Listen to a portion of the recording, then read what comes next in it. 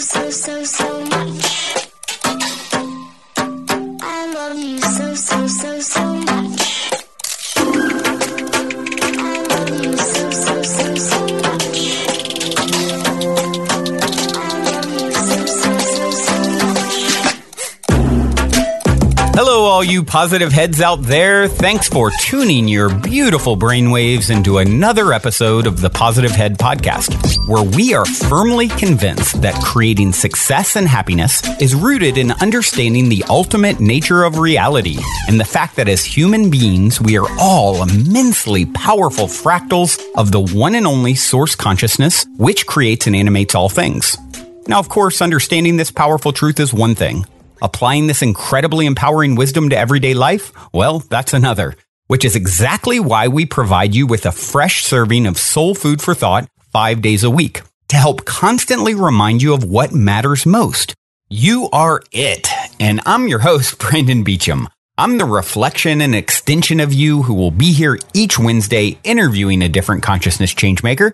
And on the other 4 weekdays, leading the way to ensure that your perspective is consistently expanded, your vibration is constantly elevated, and your heart is overflowing and full. Also, before we jump into today's episode, I'd like to take a moment to tell you about a few sponsors that not only help to make it possible to produce this show 5 days a week, but that I'm also genuinely passionate about promoting, especially since they're helping to fund all the cool projects we have in the works, such as the Positive Head app, the docuseries that I'm intending to begin shooting within the next year, and whatever else we dream up over here at Positive Headquarters to help spread consciousness across the planet. Now, if you're short on time or just super excited for today's topic and want to dive right in and skip these ads, feel free to fast forward about 4 minutes to get right into today's show. That being said, I strongly encourage you to listen because the reason I'm passionate about my sponsors is because they've made a huge impact in my own life, which is why I've aligned with these organizations. And I firmly believe they can do the same for you too. The first longtime stellar supporter of the show that I want to mention is Gaia. If you're not familiar, Gaia is the go-to source for streaming consciousness content online with over 8,000 video titles. And you can sign up for your first month for only 99 cents at gaia.com/positivehead. That's spelled GAIA.com/positivehead. The second sponsor I'm extremely passionate about promoting is Purium. It's no mystery that bringing your mind, body, and spirit into balance is necessary if a person truly intends to manifest the greatest and greatest version of themselves. And as of recording this, it's been about 4 months since I started taking the Purium Core 4 superfood products every day. And I can honestly and sincerely say my mind, body, and spirit have never felt more in alignment.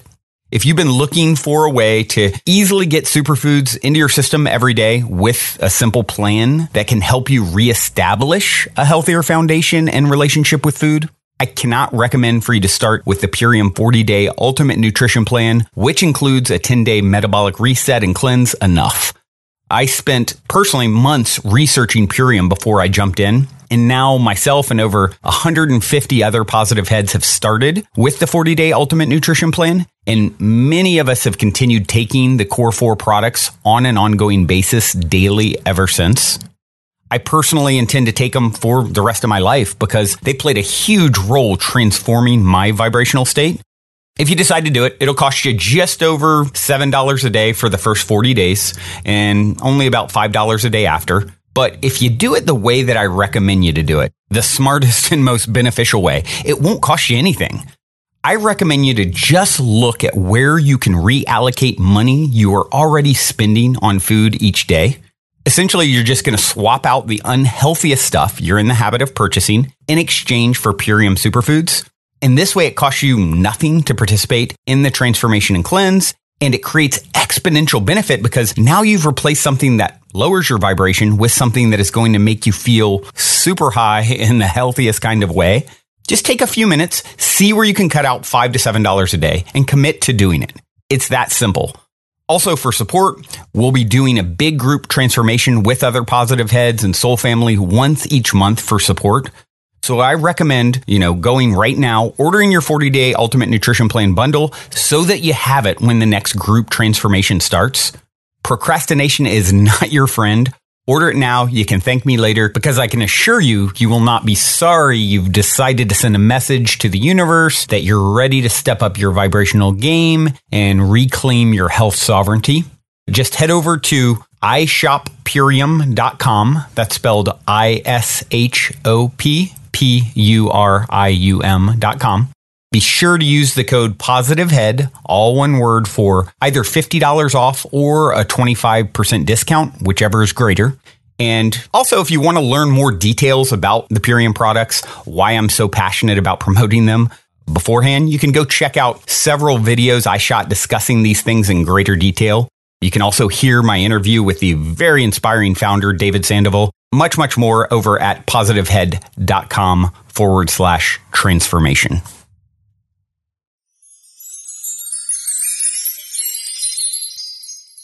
All right, all you positive heads, welcome to the show. Here we grow again. So grateful to be with you again on this magical Monday here in the studio. I get to get up, have a cup of coffee, answer some beautiful emails, just kind of slowly make my way to turning on the microphone, figuring out what wants to come through today. And yeah, it's really a beautiful process. And I'm just so thankful for each and every one of you that are taking this ride with me and co-creating the show. And because it truly is here, you guys' questions, by the way, send them if you haven't, Brandon at positivehead.com, or join the Facebook group Positive Heads with an S. Great place to connect with other listeners and ask your questions. But just co-creating, of course, the Friday shows, the P-Head Posse shows with Alexa, and all of you stopping by. It just is so wonderful how it continues to expand and grow and become a reflection of each and every one of us. And I'm just grateful. Thought I'd start my Magical Monday off with that. And I'm going to talk about a post that I made on Instagram, and then there were some replies to, which, by the way, I don't usually throw out the Instagram, positive_head. If you're not following, my personal over there is optimistic, spelled MYSTIC, and the O in opti is a 0. So that's how you can find me. I posted something on the Positive Head on the Positive Head Instagram, and there were some comments and replies to it that really prompted what I want to talk about today. So yeah, that person, in this case, they were sort of negative comments, but I don't know if I view them. It's just like negative. Their perspective is one of not optimistic. Maybe put it that way. And so, which is fine, which is great. It's part of the journey too, right? So, but it prompted me, these people who maybe don't even tune into the show co-created what I want to talk about today. So it is happening from all fronts, all angles, and I love it all. And let's see here. Before I jump into discussing all of that, I would like to take a moment to read a review on iTunes. You guys know I love my iTunes reviews. They not only help us to reach new people, but certainly help to fuel my fire to continue this labor of love. This one came in by MC Column J1978, something like that. A daily necessity. My brother suggested that I check out this podcast about 2 years ago. Upon listening, I quickly realized that many of the perspectives resonated with my point of view. I felt like much of the wisdom offered just seemed to make sense to me, and many of the spiritual questions I had seemed to be answered by Brandon and many of the other guests of the podcast. This has become an essential way to start my morning every day. It helps me to gain perspective, work through issues, and achieve a sense of balance. I look forward to discovering more insights into the universe with each new episode and maintaining an elevated vibration. Oh, thank you for taking the time to review. That definitely was very eloquently said, and certainly lights me up to hear that I get to start my morning. You get to start your morning with the show, as I just explained how I start my morning. I think that's kind of a cool little synchronicity there. And yeah, just it's beautiful, ever expanding. Thank you, thank you, thank you. If you haven't taken a moment to review on iTunes, definitely would appreciate if you did. Okay, if not, but yeah. Do it if you've been thinking about it, because who knows? Your review could be that butterfly effect that leads to, just a little bit more reach out there in some way, shape, or form, and it completely transforms someone's life, right? That's the cool thing about all this stuff. I can't wait until, I can wait. I look forward. See, here's a good way. That's a good swap out, by the way. Instead of saying, I can't wait for this. No, you're dishonoring like the moment. You're dishonoring where you're at. Not intentionally, but maybe change those words to, instead of I cannot wait, I look forward to. I look forward to being beyond the veil and seeing the ripple effects, the ROI, the ripple of impact of doing this labor of love, and how it trickled out and how it affected different people's lives. And I mean, what a fascinating, I'm going to have a big tub of spiritual imaginary popcorn for that one, because that's going to be cool. And we all do it. We're all doing it every day. It's like, how much are you going to turn up the volume on that? I'm a reflection of you. If I can do it, you can do it. And all in our own unique ways too, right? We all have our own paths. Not everyone's going to do a podcast, but there's so many ways to touch lives. And, it makes me think of my forthcoming guest powwow this week, Charles Eisenstein, who's amazing. And you guys will hear this week coming up. But I met him down in Costa Rica last February, and he gave a talk at the Superhero Academy, and he was talking about this. And I've mentioned it before a while back, but he was talking about, ripple of impact. A lot of that conversation was happening. And he was like, who is more important, Gandhi or Gandhi's mother or grandmother, who nurtured him and gave him, sort of the foundation from which he could do all the things that he did. And that's a great point, right? You could go out and change one person's life, and that is more impactful. Not that it's a competition or anyone's keeping count, but it could be, if we were to look at the accounting or logistics of it, where you impact that one, 8-year-old that happens to live down the street, and you get to talk with him, and you plant a seed that completely changes his perspective and trajectory, and he goes on to be like the future leader of the new united planet of Earth, government that is all under one roof, something like that. Who knows? I think at some point that will happen. There will be no like imaginary lines where we call each other, say we have, I'm this country and you're that country. Like, I think that'll be looked back as like, oh, remember when we used to draw imaginary lines and pretend like we were separate? That was cute and kind of ugly at times, but cute, but ugly. You get it. Okay, I digress. Let's jump into today's topic, which is inspired by something that I posted yesterday on Instagram, and I saw someone else, and I can't even remember where now, posted this great picture of Alan Watts, the philosopher, with a pipe in his mouth, and just this cool setting, trees behind him, big pine trees, and it's and you probably heard this quote. I'm sure I've read it at some point on the show. The meaning of life is just to be alive. It is so plain and so obvious and so simple. And yet, everybody rushes around in a great panic as if it were necessary to achieve something beyond themselves. Then I wrote, sort of as a caption, I wrote, before you incarnated on Earth, the big success you hope to achieve while here was uncovering the mystery of your being. To remember, you are indeed the one, and celebrate this ultimate truth. You were already a raging success the day you arrived here. Welcome to the Union. It's ONE, wonderful to see you again. You are all so BEAU till full. Yeah, that's what I wrote. And, a lot of people, of course you get your needed to see this today, and people sending hearts and emojis, and, and then someone wrote, funny, we're supposed to learn lessons about what and how we're not told, as if there's a secret magical answer that will make it all fall into place. And guess what? As soon as we think we have the answer, well, it's a secret. The secret is you never find the answer of the game. You never find the answer, or the game will be over. And then she went on to write, I'm tired of this game. I'm not having fun. Someone else wrote, and their name is funny, so I'll just say it, Toke for Jesus wrote, he was having a bad high for Jesus at this moment because they wrote, "This is the most uninspiring quote I've ever read." And so, getting those responses, it of course got my wheels turning. Surprise, surprise. On well, why is it the most uninspiring quote this person has read, or why is this other person tired of this game? And of course, it always comes back to the same thing, right? Perspective on it all. There's thoughts that are being created that create suffering. There is ideas, and it's always about shifting and sifting perspectives, right?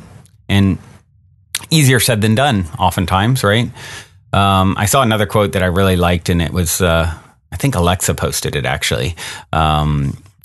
From Morgan Harper Nichols. It says, "I hope today is the kind of day where you see the light in everything."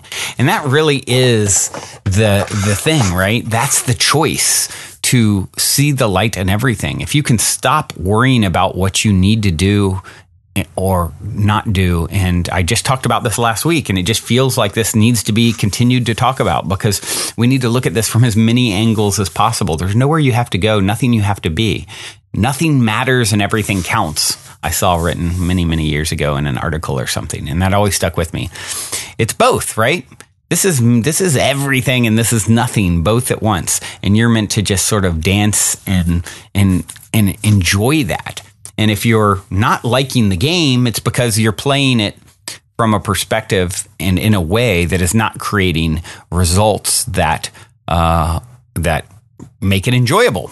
It doesn't matter. Nothing matters. Everything counts. You are creating what's going to happen. And how do we shift? How do we make that transition into, okay, if nothing matters and everything counts, the meaning of life is just to be alive, right? It's simply to be alive. What do we do? One is moving more fully, powerfully into the moment, into the now, right? The power of now is all about that, by Eckhart Tolle. I saw a wonderful quote by J. Iron Word, said, "Remember to breathe, blink and enjoy the moment. Cry if you want to cry, laugh if you want to laugh, because life is about days like this."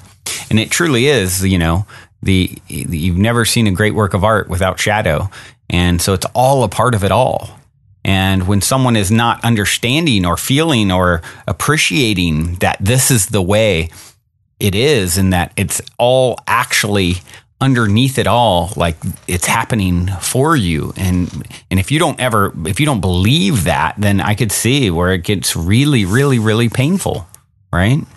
I can see why people want to leave the game. Oftentimes they feel disempowered. They don't understand. Like there is you get into the meaning of life in that topic. That's one thing, but there's apparently, rules or ways of creating your reality and making the game enjoyable. And part of that is just, as it said, remembering to breathe, blink and enjoy the moment, drawing attention to the beauty in each and every moment. If you can just not hold anything back, you're going to want to cry. There's nothing wrong with crying. That is part of the journey. You're going to want to laugh. That is part of a journey. It's just to be alive and feel it all as intensely as you can, and to be as present with it, be as present with the gift of your existence as possible. I remember meeting someone a long time ago who was, this woman was a very powerful healer, ayahuasquero, intuitive. And she talked about, if you could see the line of souls that is just waiting for the opportunity to be here, you would not take this so lightly. You would not fluff this off as just, something that just you just want to get out of and get rid of. You paid many dues to be here. And if you can move into a state, even if at the end of the day, let's say all of the ideas that we've shared over 800 episodes about how we create a reality and we're one with all things and all of these perspectives, let's say it was all wrong, right? what has it led in my moment, in your moment of just being alive, right? Let's just imagine for a moment that is, the atheists were right. There is nothing after we're just dead, right? Well, the quality of life, that this perspective that everything is happening for you, the meaning of life is to just be as present as possible, embrace whatever is. And if you embrace whatever is coming up, you actually transform that lump of coal, if it appears like a lump of coal from one perspective, into a diamond. This whole idea that we've talked about over and over from every angle possible, over 800 episodes, if that is indeed the way you lived and then turned out to be, you're not one with everything. You actually are this biological, creature that just dies, and it comes from who knows where, and why it's here, no one knows, and you're just dead. Guess what? You had the best quality life, because what we know is the results that these perspectives bring. They bring health, happiness, abundance. Doesn't mean there's not trying, doesn't mean there's not crying, but those tears now come with a certain appreciation instead of resentment, right? You find the beautiful moment. I'm about to play a clip here in a moment, actually, from Alan Watts talking about the meaning of life. And he talks in that about this, the art of photography, how we've all seen photography, right? Where the paint peeling on a door or an old country road, right? And it's just this beautiful scene with an old rocking chair or something broken down, perhaps. And there's all this character in it and beauty. And that's the beauty of a photographer who a photographer with a wonderful eye is able to take these mundane moments and make them stunningly beautiful in a way, and present them in a way that we all now see it. Like, whoa, if I'd been walking on that country road, I'd been thinking, God, I'm in BFE. What am I doing here? How do I get back to the city? And blah, blah, blah, blah, blah. Like that, right? We definitely could have that experience being, I'm in the middle of nowhere, right? There's nothing here. Well, from a different perspective, there's this beautiful moment happening that's just being missed. And if you can start tapping into that, I think the person who said this is the most uninspiring quote they've ever read, or the person who said that they don't want to be here anymore, they would find that all around them is beauty that they've been missing, because they've been tuned into the wrong channel, the wrong perspective.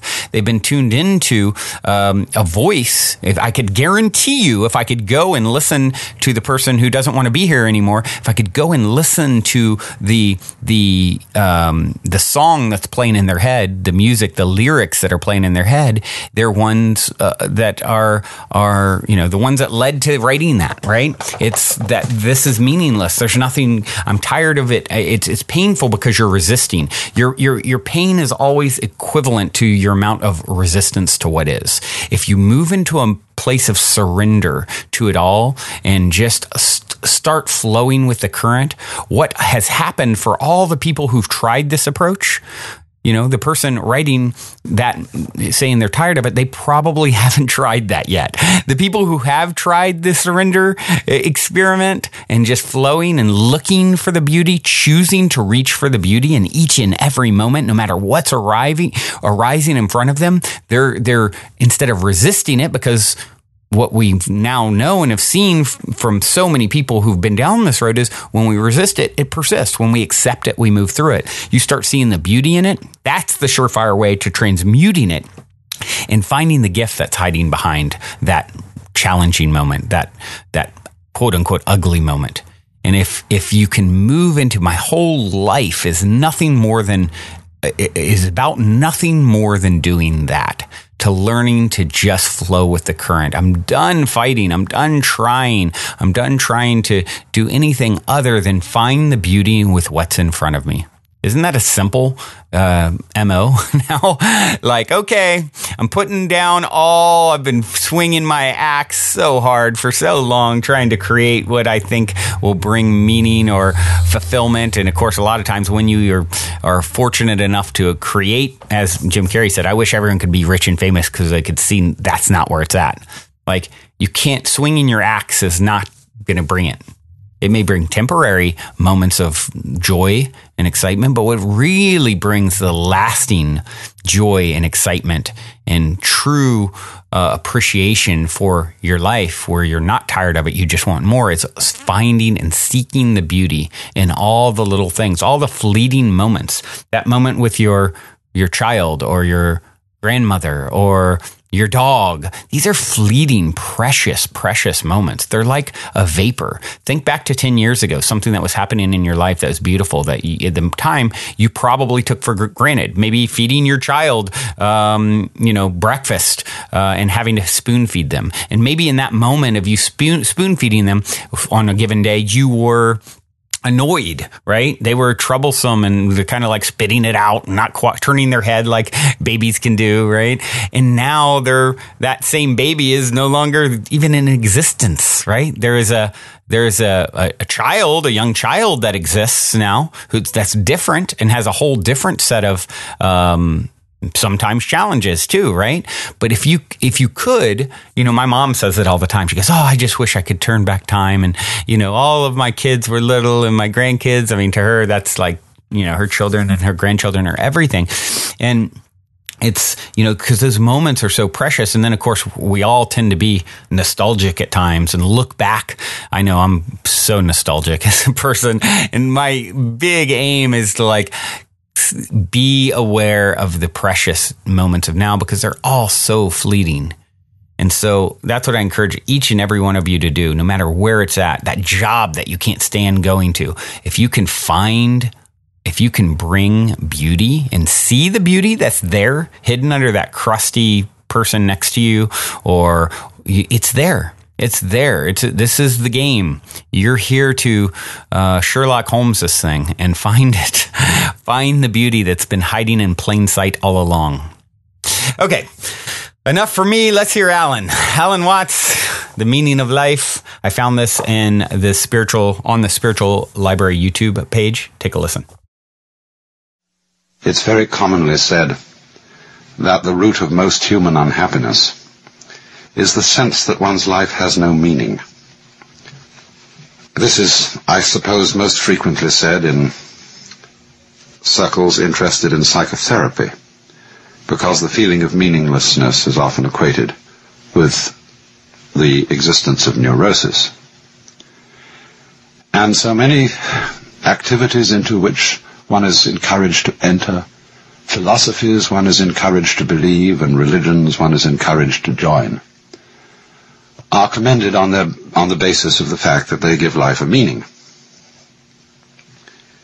And I think it's very fascinating to think out what this idea itself means, or what it is intended when it's said that life has to have a purpose.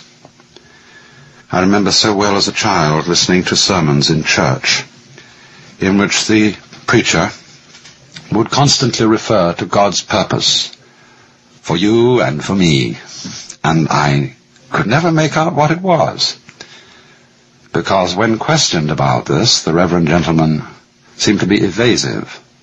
What is the purpose of God for the world? We used to sing a hymn too, God is working his purpose out as year succeeds to year.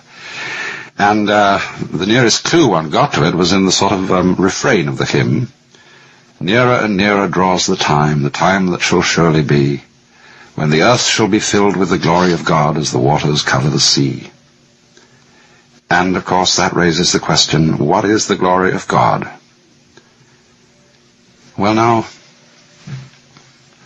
it's pretty obvious, I think, that when we talk about life having or not having a meaning, we're not using quite the ordinary sense of the word meaning as the attribute of a sign.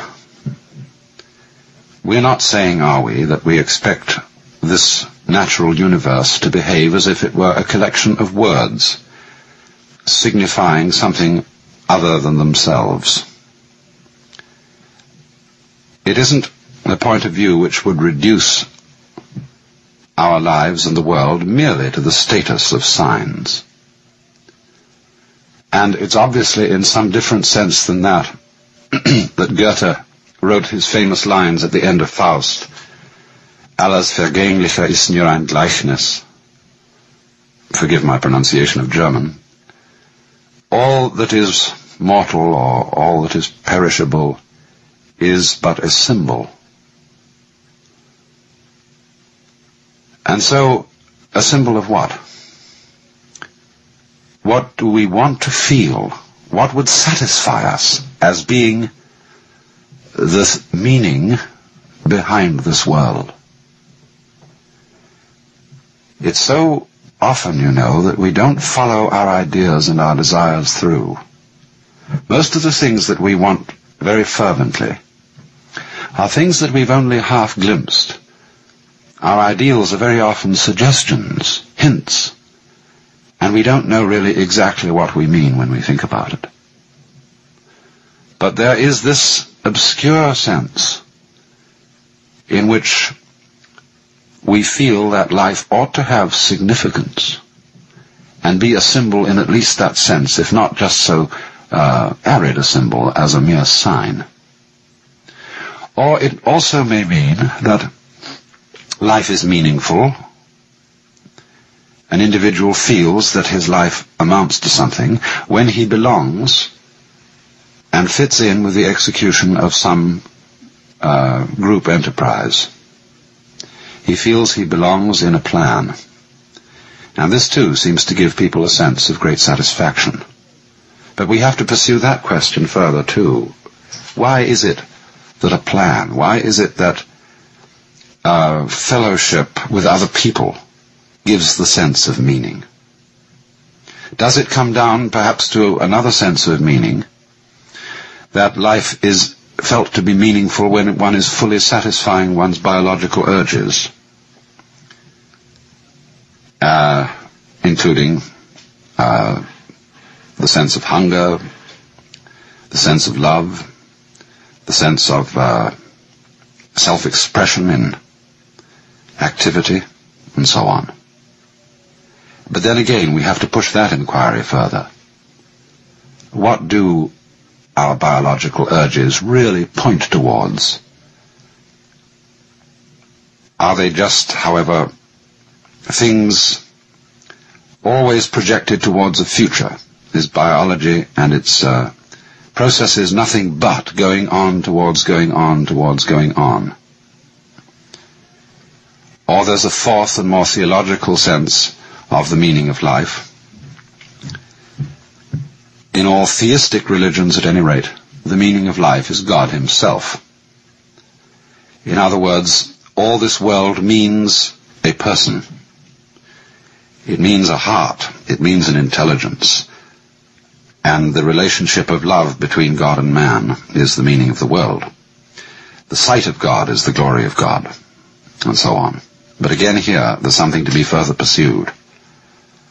What is it that we want in love with a person, and even a person in the sense of the Lord God? What is the content of it? What is it that we are really yearning after? Well, now, if we go back to the first point,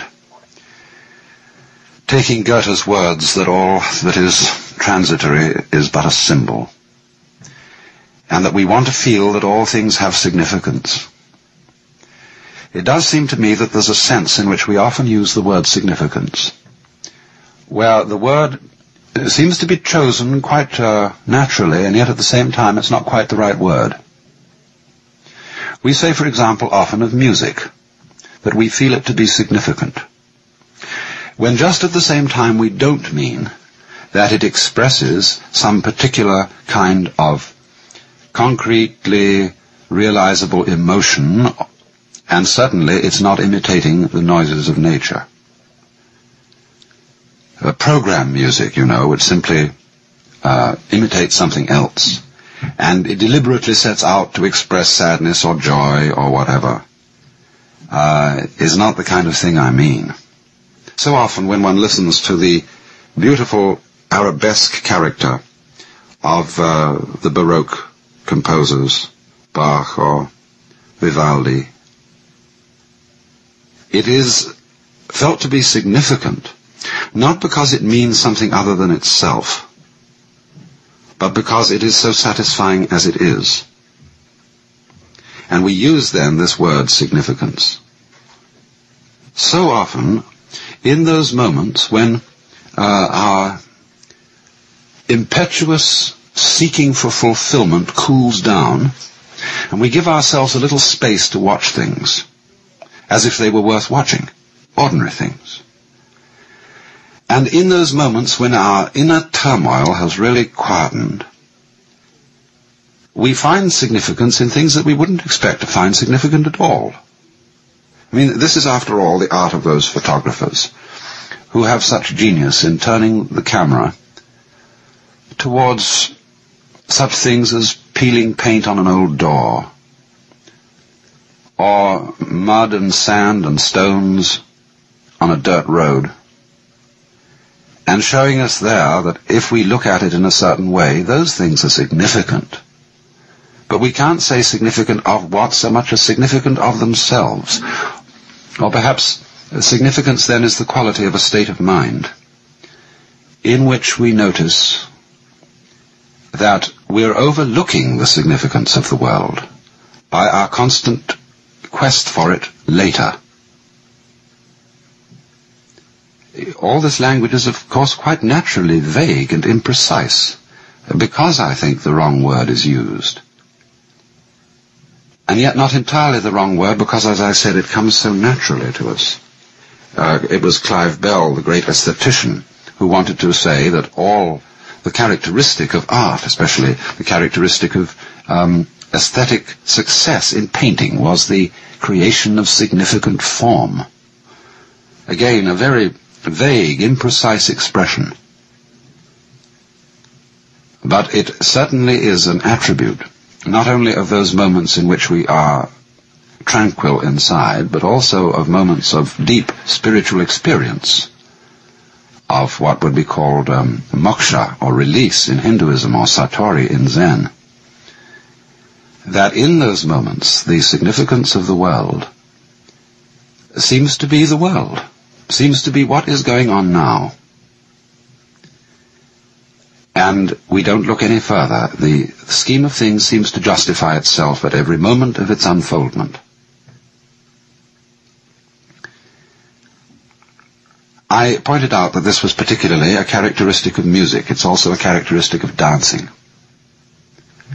And in the sensation of belonging with one's fellow men, in the carrying out of some significant pattern of life, which I mentioned as a second sense of the world being meaningful. Again, the character of this feeling is, again, something that is fulfilled in itself. To dance is not to be going anywhere. When we dance in the ballroom, we don't have a destination, we're just going round the room. And it's in doing this, it's in executing the pattern, in singing the music with other people, that even though this doesn't point to anything outside itself, we again get the sense of meaning. And this is also obviously the case so often in the satisfaction of the biological urges. Does one live to eat or eat to live? I'm not at all sure about this. I'm sure I very often live to eat, because sitting around a table with people, I don't like eating alone, and enjoying food is absolutely delightful. And we're not thinking when we do this, at least certainly I'm not, that we have to eat because it's good for us, and that we've got to throw something down the hatch, as Henry Miller said, and swallow a dozen vitamins, just because our system needs nourishment. I remember quite recently there was an article in the Consumer Reports about bread, and there had been some correspondence and protests saying that the bread one bought, white bread one buys in the stores, is perfectly inedible and lacking in nutrition, and that it was much better to eat peasant-type breads, rough pumpernickel and things of that kind, and the experts replied that our white bread is perfectly full of good nutrients, and there's nothing really the matter with it at all. Well, I felt like saying, it isn't a matter, perhaps, of the bread being deficient in the essential vitamins. Bread isn't medicine, it's food, and one's complaint against it is that it's bad cookery. It tastes of nothing. And we do tend, don't we, to look upon food so often for what it will do for us rather than the delight of eating it. Yeah, Alan talked about the preacher always talking about God's purpose for you and me. And what came up for me when he said that is, you know, all these potentialities of what our soul can accomplish in this lifetime. And there are certain, greatest and grandest versions, highest purpose, I suppose. And if we get into this moment, this place of surrender and surrender and appreciation, the combination of those two things, surrender, appreciation, and curiosity.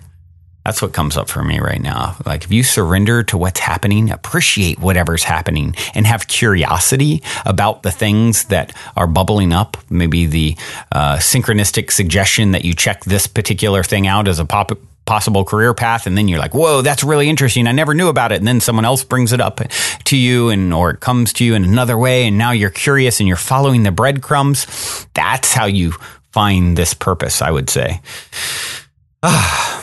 Goethe said, all that is perishable is but a symbol. I think there's some real truth there too. Everything is symbolic. Everything that happens is like a reflection of this fractalized, prismatic existence of divinity. It's always reflecting itself back to itself. And, you know, one of the most powerful things, the very powerful thing from this talk that he gave, this clip, he talked about music is significant, not because it means something other than itself. It is satisfying as it is. And I think that's where it's at. That's your meaning. The meaning is in the moment, is in the power of now, the power of what is. We don't dance to get to a destination, right? Although I kind of laughed to myself when I heard this, because I've seen a few dudes on the dance floor that are definitely have a destination in mind, just so happens to be next to a really beautiful girl and not always welcome, but you get the point. We don't dance to get to a destination, right? It's like you're doing it for the act of doing it. Music isn't played to hear the final note played. You know, the art of photography, the paint peeling on a door. Significance is a state of mind that we are overlooking by our constant quest for it later in some very grandiose way, right? We've been taught that in our society. Oh, yeah, you become significant by starting Facebook, or, something, you do this great thing. You're the next Elon Musk, or you're nothing, right? It's a joke. The significance is in the mother that no one will ever see that special moment with her child that was just shared between them, or the person with their pet, what a fleeting life, our pets have, and how special and magical they are. That's where the significance is. Yeah, there can be really big significance that everyone can see and appreciate. Great. That's, or it's not really bigger. It may be more viewable, recognizable because of a platform or it's in the media or something like that. But it's no more significant than the smallest thing that happened behind closed doors in rural, whatever, somewhere in the world that no one will ever know about.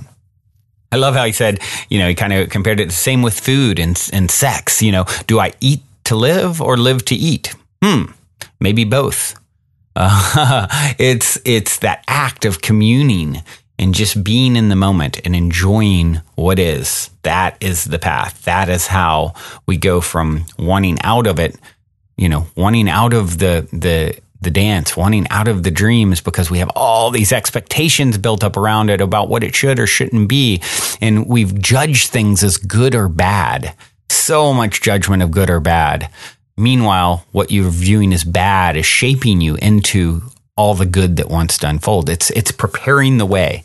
And if you can move into a sense of trust and faith that is part of God's purpose, right? Higher self's purpose for yourself. Once you move into that perspective, it works, and it works really, really well. Maybe the atheists could be right. I don't think so. Actually, I'm pretty darn sure they're not. But let's say they were.